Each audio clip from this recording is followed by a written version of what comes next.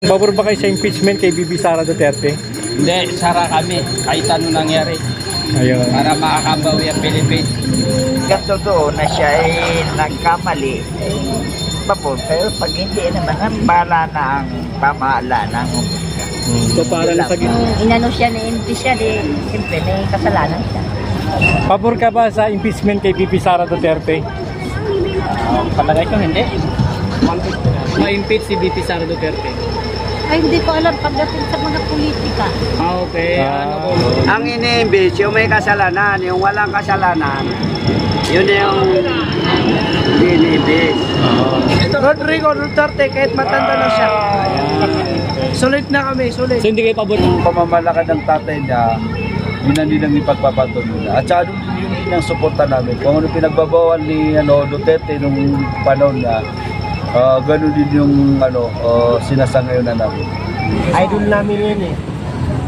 Maganda yung ano nila, patakaran nila sa Davao. At saka ngayon na nakaupo Vice President. Okay, magandang araw mga kababayan. Dito tayo sa may Baklaran sa ilalim ng MRT. At magkukuha tayo ng update mga kababayan sa opinion ng ating mga kababayan patungkol sa impeachment kay Bibi Sara Duterte. Yan, tatanong natin kung pabor ba o hindi sila sa nangyayaring impeachment dito kay Bibi Sara Duterte. Ayan, at ito.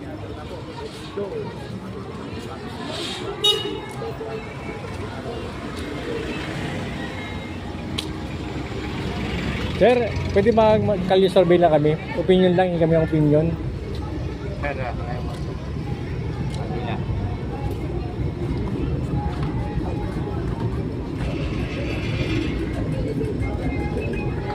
Sir, good morning.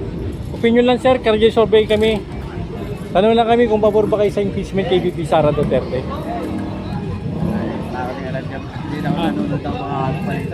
no comment sir, no comment. Kayo sir, Comment po sir. Salamat po sir.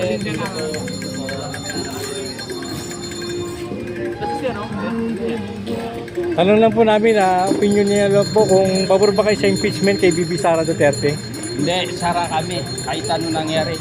Ayun. Para makakabawi ang Pilipinas. So hindi Mindanao, puro mo siya bubuto sa kanya. So hindi Okay. kayo pabor sir na may impeach niya sa ako. Basta sara kami sa ako. Salamat sir. Thank you sir. Pabor si sir mga kababayan. Sara Duterte. Lakas sa music pre. Medyo lang tayo. Yan, lakas sa music. So medyo nahihirapan tayo sa magtanong kasi nga alalakas ng mga music nila, baka makapiright tayo. Kaya Diretso tayo mga kababayan. may bandang unahan tayo pupunta. Nakapulinas na.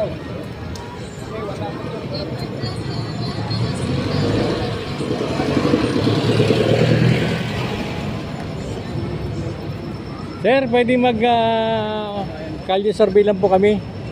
Tatanong lang po namin kung pabor ba kayo sa nangyayaring impeachment kay Bibi Sara Duterte?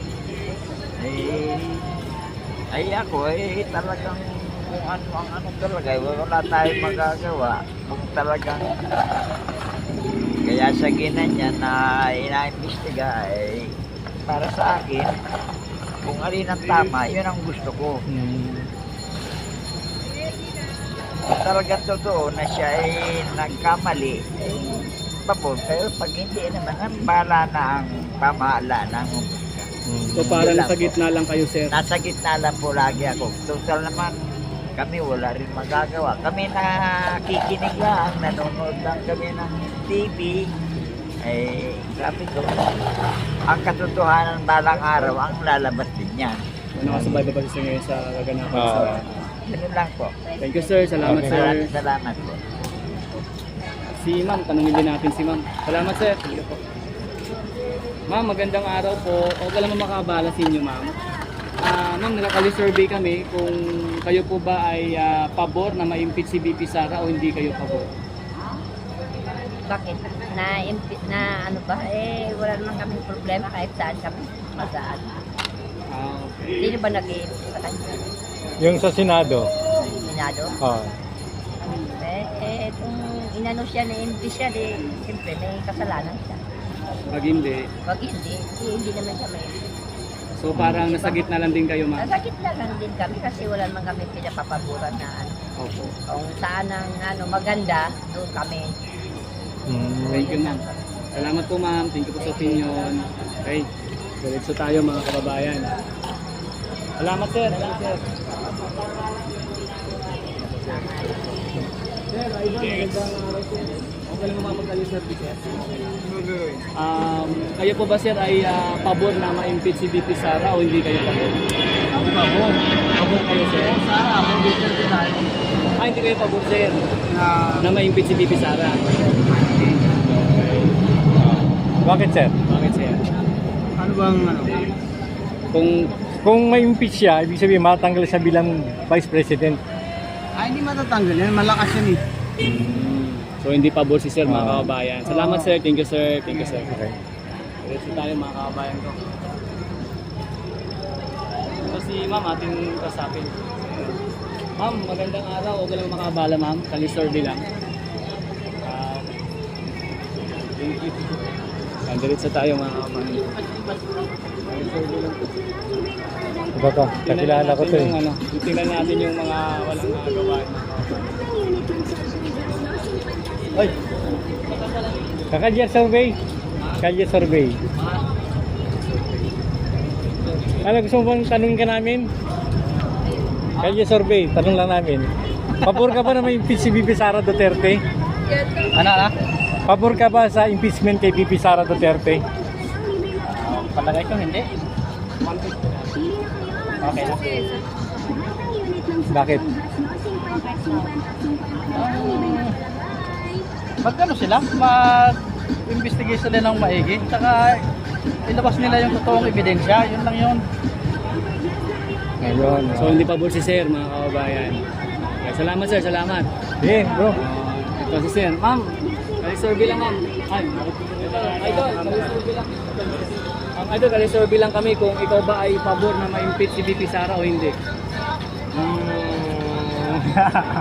Wala akong kinalaman yun. No comment, no comment. Okay, salamat, sir. Salamat. Ito si sir. Pwede bang si sir abala? Sir, magandang araw, sir. No comment yan, No comment, no comment, sir. No comment. Ikaw, sir. No comment din. Ikaw, sir. No comment, sir. Salamat, sir. Salamat. Pwede lang tayo, mga kababayan. Ito sila, magandang araw po sa inyo. Kailan po ba mga pagkali-survey kami? Kayo po ba ay pabor na ma-impeach si VP Sara o hindi kayo pabor? May Kayo- impeach si VP Sara Duterte. Kayo po ba ay pabor o hindi? Na ano? Na ma-impeach si VP Sara Duterte? Ay, hindi ko alam pagdating sa mga politika. Okay. Ah. No comment si ma'am, no? Ayan. Ikaw, ma'am. Wala din. Salamat, ma'am. Salamat, ma'am. Thank you po kasi sa bala. Diretso lang tayo, ma'am. Dito tayo. Ito, sila sir. Eh, gano'n eh. Kali-survey lang kami, sir. Kali-survey. Ano po? Sir, pabor po ba kayo na ma-impeach si VP Sara? o Hindi. kayo Hindi po. Gusto namin na maging president pa.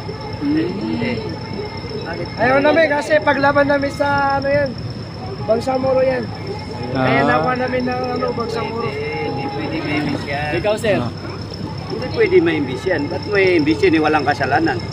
Ang ini-imbis, yung may kasalanan, yung walang kasalanan, yun yung hindi ini-imbis. So, hindi rin pabor si sir, no?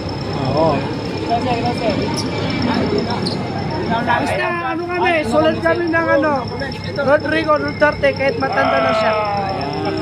Sulit na kami, sulit. So, hindi kayo pabor talaga, sir? Hindi, Ayun. gusto namin maging president pa. Ayun. Gusto rin sir, maging pwede pa si VP Sara. Yun. Salamat, sir. Salamat. Thank you. Salamat, salamat. Wala imbisin, walang kasalanan yan. Walang kasalanan dapat ako nang imbisin. Ibig sabihin yung binibintang sa kanya na... Hindi totoo yun. Ayun. totoo. Ito. Gawa-gawain lang yun eh. Politika kasi lang yan eh. Ang mga magnanakaw, yun ang ini-imbis. Okay, salamat sa inyo mga sir. Thank you po. Thank you, sir. Thank you, sir. Thank you, sir. Thank you. Ayan, diretso tayo mga kababayan. Dito. Sir, magandang araw sa inyo. Sir, magandang araw po. Makaabala po sa inyo, sir. Okay lang po ba? Ayan. Sir, ayan. Sir, ito. Saan tayo pwede dito? Ayan. Ayan. Sir, nagkakali-survey lang po kami kung kayo po ba, sir, ay pabor na ma-impeach si VP Sara o hindi kayo pabor? Siyempre, hindi kami pabor. Kasi una-una, lahat ng pamamalakad ng tatay niya, yun ang nilang ipagpapatuloy na. At saka doon yun din ang suporta namin. Kung ano pinagbabawal ni Duterte nung panahon na, ganun din yung sinasangayon na namin. So, hindi pa boss sir. Okay. Salamat sir sa opinion sir. Sige po. Ito sir, ikaw sir. Ganun din po. Sir? Ganun din po kung anong pamamaraan ni Duterte, yun din ang ano. So hindi rin kayo pabor sir na ma-impeach si BP Sara. Salamat sir, thank you sir. Sir, At sa aming ano, Duterte, Ayun, Duterte, sulit Duterte. Duterte. Thank you sir, thank you Thank sir. you. So tayo mga kababayan. Sir, magandang araw sir. Nag-survey lang po sir kung okay lang. Sir, pabor ka ba sir na ma-impeach si BP Sara Duterte o hindi kayo pabor? Pabor po kayo sir na ma-impeach? Maaari po kasi malaman bakit po kayo pabor sir? dahil sa ano,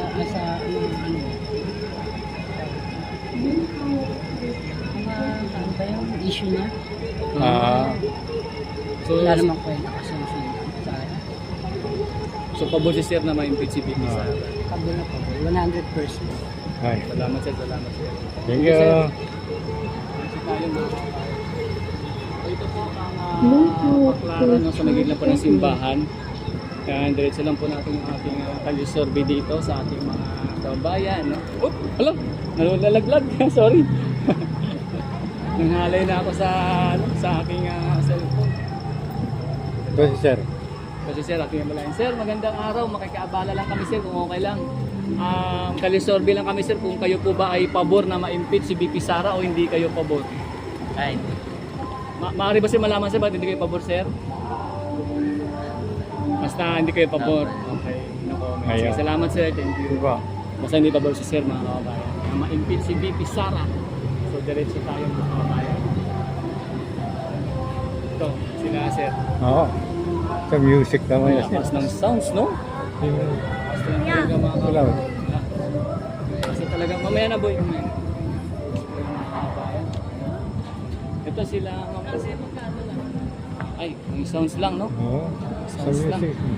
Diretso lang tayo mga kababayan ko. So medyo malakas lang po ang sounds kaya atin pong iniiwasan mga kababayan ko dito nga po sa ating wala sa tanong-tanong sa may baklaran ating Kalis Survey sa ating pong YouTube channel. Kaya po tayo umiiwas lang po dahil malakas po talaga yung music. Hindi na makarinigan. So lang po tayo. Ito medyo wala na pre ah. Oo. Tanongin natin sila sir ito. Oo. Sir, magandang araw. Ako lang mas makabala, kalisurvey lang. Kung kayo ba ay pabor na ma-impeach si BP Sara o hindi kayo pabor? Sir, wag na po ako. Okay na. Salamat sir, salamat sir. Sir. Ito, sila sir. Ano natin? Sir, magandang araw sir. Pwede ba makabala sir? Pass. Sir, salamat po. Ito. Ma'am sir, magandang abala po. Makiabala kami sir. Kailang kalisurvey lang po kami.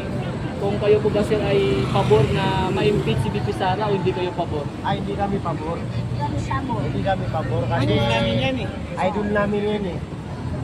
Maganda yung ano nila, patakaran nila sa Davao. At saka ngayon na nakaupong Vice President. So, hindi kayo pabor sir. Ito ma'am. Sara Duterte.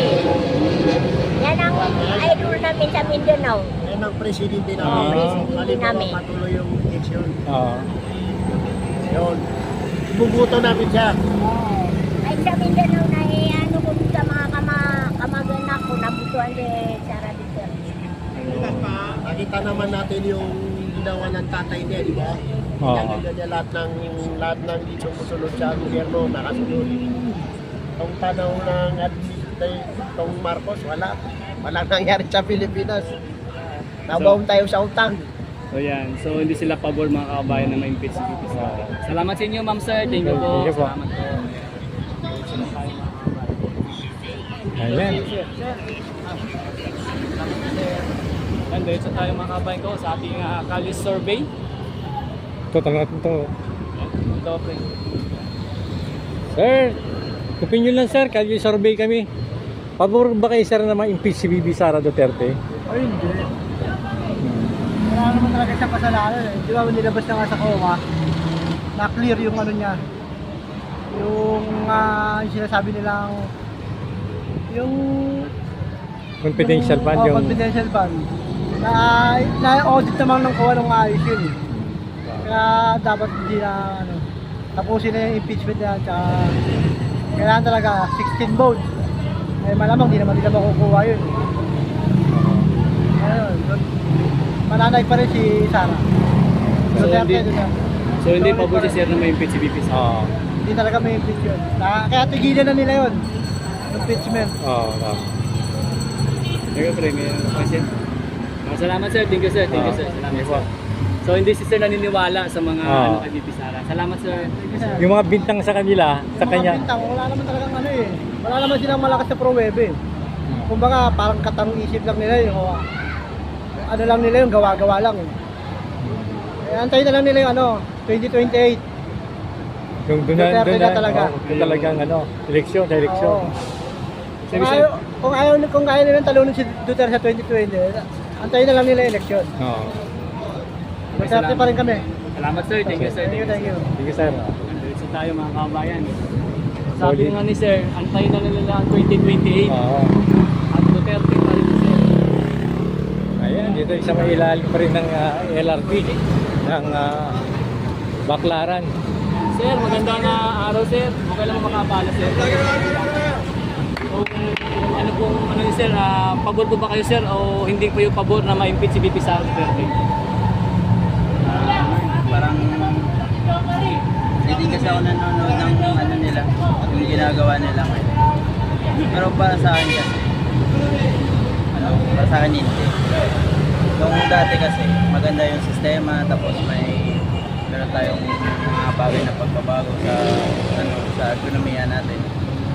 Kaya para sa akin, kaya ginagawa nila yan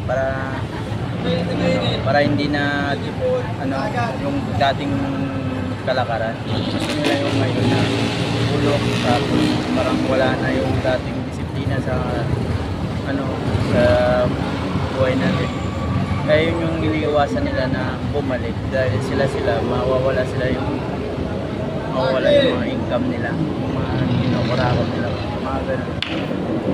Thank you sir, thank you sir. Thank you sir, salamat sir. Thank you. Na-full memory ako. Tuloy mo na sa'yo. Okay na to.